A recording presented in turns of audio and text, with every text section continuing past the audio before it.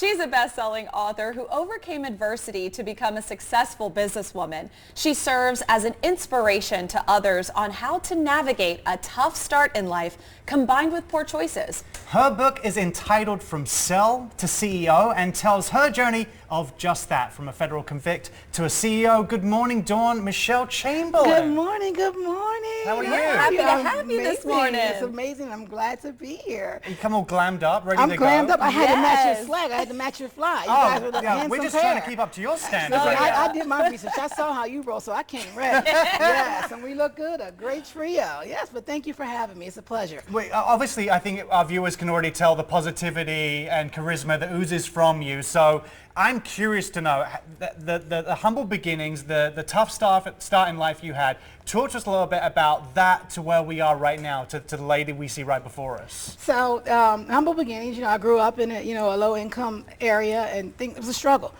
So through that, I found entrepreneurship.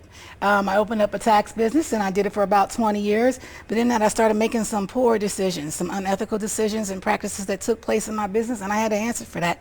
Basically, the feds came and got me. They came and picked me up, and I had to go and sit in federal custody for 2 years, 2 months, 2 weeks, and 2 days. And that actually was the best thing that happened to me. It was a turning point in my life that brought me here today. Well, let's talk about that. What sort of that catalyst, that shift. Everybody sort of has these experiences sometimes where they're on maybe a different path, and then they have to switch gears and get into the right path. So talk to us about what that shift and that catalyst was for you. The shift was being in that cell. And you think of a cell initially as 4 walls of an institution. But once I got there, I realized the cell was the 4 walls of my mind, the confinement in my mind, the bondage from the trauma that I had experienced, that I hadn't processed through. And once I was able to get help and rehabilitate myself and process through those traumas, I discovered a new me.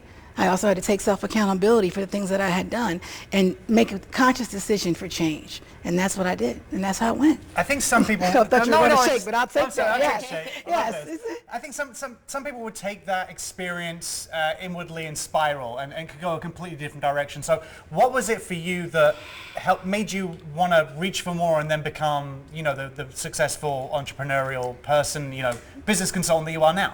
I didn't want to go backwards. I really felt stupid, to be honest. You're sitting there, having so much success, having the things that I dreamed of, and then having lost it all. And then knowing how many people I hurt, it didn't feel good. It wasn't a good feeling. I wanted to be a better person. I wanted to leave a legacy, and I wanted to serve in the right way. And I wanted to give back. So that made me decide to come out kicking and screaming, help other people, and guide them in the right direction, and tell my story. It's one thing to sort of internalize your journey and your process and do the work internally, but it's another thing to decide that you want to share it with others and change other people's lives. So what came about with this book that you created to do just that? So this book it's just that. It's a guide on how to bounce back from a setback, and it gives instructions on how you can legitimately start a business. If you've been in the criminal justice system or justice impacted, it's going to help you. It also talks about mindset and motivation. It's a must read, and it's a quick read. It's going to give you everything you need to know to get started and get going. It's a very good read. They should pick it up. I'm sure there are some viewers out there who have a troubled past, or a past they're embarrassed of or scared about, and feel like it affects them now and will hurt them in the future.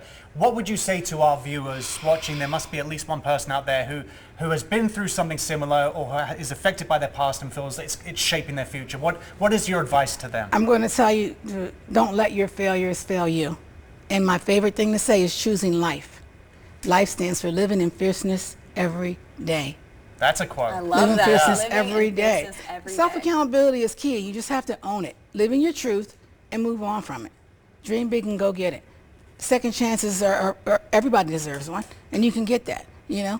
Go for it. You're living proof. Living proof. And I think that's powerful. Like Elliot said, a lot of people can think that, how do I come back? How do I bounce back? And I think that you're not only a living testimony of that, but you're providing resources within your book as well. Absolutely. It's all about the mindset. It's all about the mindset. You have to manifest it, believe in yourself, and like I said, own your truth. Chin up. Chin up. Dawn, thank you so much for coming in today. And thank you for having me. Yes, thank you. You dressed the occasion, so much Yes. positivity. For more information on Dawn, visit celltoceo.com.